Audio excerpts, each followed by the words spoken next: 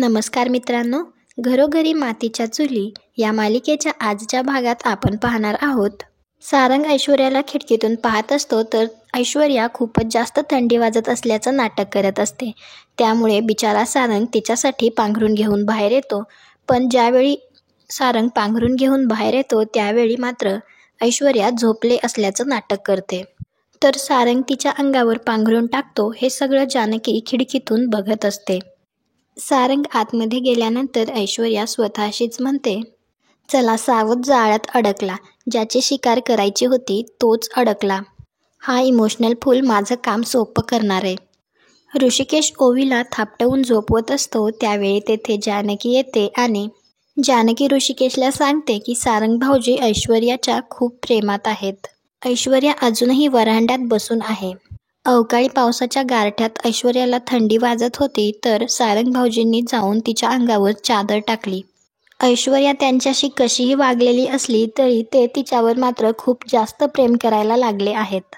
जेवढी ती त्यांच्यापासून लांब गेली आहे तेवढीच त्यांना तिच्याबद्दल ओढ निर्माण झाली आहे. सारंग भाऊजींचं मन अगदी निरागस आहे लहान मुलासारखं. जर ऐश्वर्या त्यांच्या आयुष्यातून गेली तर त्यांना सावरणं कठीण होऊन जाईल आपल्यासाठी. तर ऋषिकेश म्हणत असतो, पण आता आपल्या हातात काहीच नाहीये. नानांचा शब्द हा आपल्यासाठी प्रमाण आहे. एकदा हात पोळले तापले. आता तिला घरात न घेणं हा एवढाच पर्याय आहे. दुसऱ्या दिवशी सकाळी जानकी किचनमध्ये चहा बनवत असते. त्यावेळी सारंग तिथे येतो. तर जानकी त्याला विचारते, काही हवं आहे का? तर सारंग म्हणतो, ऐश्वर्या रात्रभर इथेच झोपली आहे दाराबाहेर. तर जानकी म्हणते, माहिती आहे मला, म्हणूनच मी तिच्यासाठी ब्लॅक कॉफी केली आहे. हे ऐकून तर सारंगला खूप बरं वाटतं.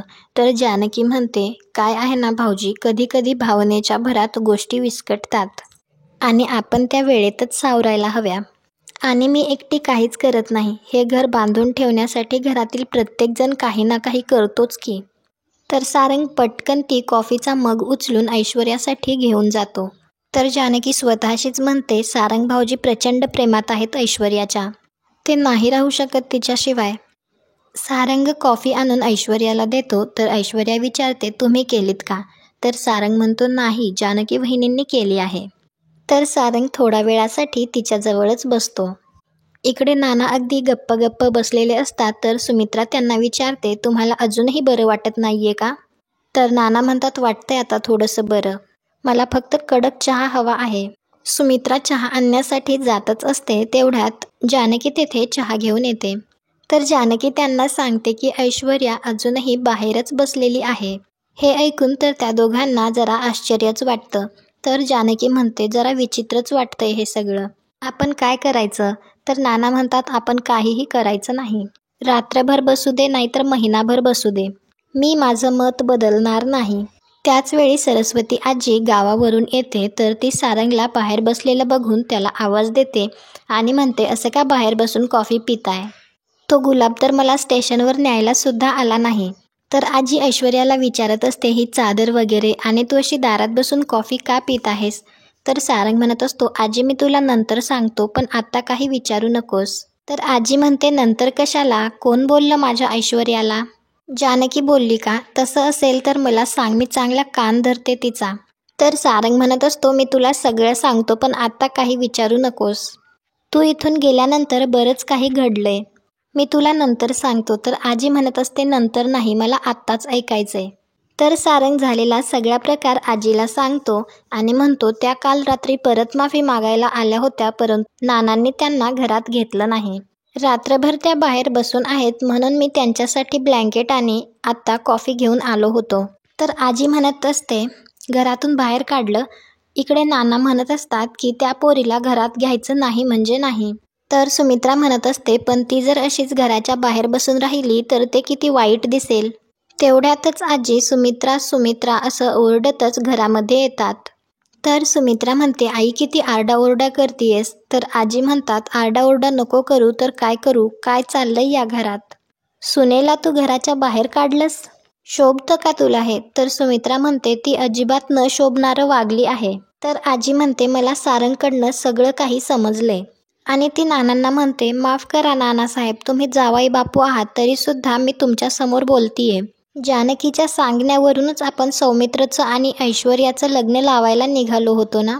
मग लग्नाच्या ऐन गडबडीत जर तो पळून गेला तर त्याला ती काय करणार बिचारी. तर नाना म्हणतात ती काही बिचारी वगैरे नाहीये. तिने काय उद्योग करून ठेवलेत माहिती आहेत का.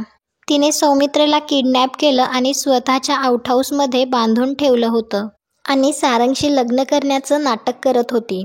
तिचा प्लॅन होता की ऐन लग्नाच्या वेळी सारंगला बाजूला करून तिथे सौमित्रला उभं करायचं आणि सौमित्रसोबत लग्न करायचं. हे सगळं तिने जाणून बुजून केलेलं आहे, चुकून नाही. हे सगळं ऐश्वर्या दारातून ऐकत असते. तर आजी म्हणते मान्य आहे मला, तिने खूप मोठी चूक केली, पण तिने आता क्षमा मागितलेली आहे ना, तिला पश्चाताप झालाय. तुमच्या विरोधात मला जायचं नाही, पण मोठ्या मनाने तिला क्षमा नको का करायला. तर नाना म्हणत असतात या गोष्टीसाठी तिला कधीही क्षमा मिळणार नाही. तर आजी म्हणते का नाही मिळणार क्षमा. जर जानकीच्या हातून किंवा शरूच्या हातून अशी चूक झाली असती तर तुम्ही असेच वागला असतात का. त्यांना तुम्ही क्षमा केली नसती. तर सुमित्रा मोठ्याने ओरडत म्हणते आई पण आत्ता आपण ऐश्वर्याबद्दल बोलतोय ना, मग जानकीला आणि शरूला मध्ये का आणतीयस तू. तर आजी म्हणत असते का नको मध्ये आणू. जानकी जशी माणूस आहे तसंच ऐश्वर्यासुद्धा माणूसच आहे ना. जानकी जशी सून आहे तसंच ऐश्वर्यासुद्धा सूनच आहे ना. तर मग जानकीच्या हातून जर अशी चूक झाली असती तर तुम्ही तिला असंच घराबाहेर काढलं असतं का. तर ऐश्वर्या हे सगळं ऐकून मनात म्हणत असते परफेक्ट सिक्सर मारलाय आजी तुम्ही. यांनी नाही काढलं तरी मी काढेल, त्यासाठीच तर परत आले आहे ना मी या घरात. तर नाना म्हणतात जानकी आणि ऐश्वर्याची तुलना कधीच होऊ शकत नाही आणि जानकी अशी चूक कधीच करणार नाही याची मला पूर्ण खात्री आहे. तर ऋषिकेश लगेच म्हणतो आणि आपल्या घरी माणूस बघून न्याय होत नाही, चूक काय बरोबर काय हे बघून न्याय होतो. आणि राहिली गोष्ट जानकीची, तर नाना म्हणतायत ते अगदी बरोबर आहे. प्रत्येक माणसाचा एक स्वभाव असतो, त्याची प्रकृती असते आणि त्या पद्धतीनेच तो वागत असतो. आणि माझी खात्री आहे जानकी हे अशा प्रकारचं कट कारस्थान कधीच रचणार नाही. त्यामुळे आपण तुलना न केलेलीच बरी. चूक काय बरोबर काय खरं काय खोटं काय एवढंच बघू. तर सुमित्रा लगेच म्हणते जानकी या घराची मोठी सून आहे आणि ती कायम त्या पद्धतीनेच वागते.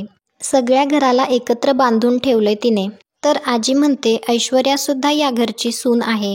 ती जर चूक कबूल करून माफी मागत असेल तर तिला सुद्धा सुधारण्याची एक संधी मिळायलाच हवी. रात्रभर आपल्या दारात बसून आहे ती, पश्चाताप झाल्याशिवाय कोणी बसेल का असं. आपण अशा वेळेला घेतो तो कुटुंब कलशाचा कौल घेऊया ना.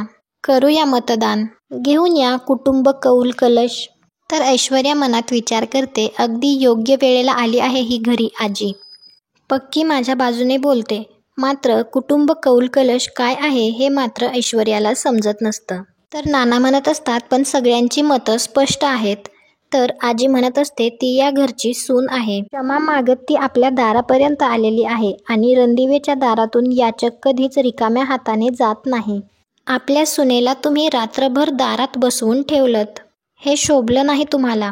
माफी मागितल्यानंतर एकतरी संधी तुम्ही द्यायला पाहिजे होती. आणि जानकीला म्हणते काय जानकी. तर जानकी म्हणते मला आजीचं म्हणणं पटतंय, आपण कुटुंब कलशाचा कौल घ्यायलाच हवा. आणि आजचा भाग इथेच संपतो. पुढील भागात आपल्याला पाहायला मिळणार आहे 6 चिठ्ठ्या असतात, 2 मतं एका बाजूने आणि 2 मतं विरोधात झालेली असतात. तर 5वी चिठ्ठी निघते ऐश्वर्याने या घरात राहावे. तुम्हाला काय वाटतं 6वी चिठ्ठी काय निघेल कमेंट करून नक्की सांगा. पुढे काय होईल हे पाहण्यासाठी आपल्या मराठी मालिका या चॅनलला सबस्क्राईब करा. भेटू उद्याच्या भागात.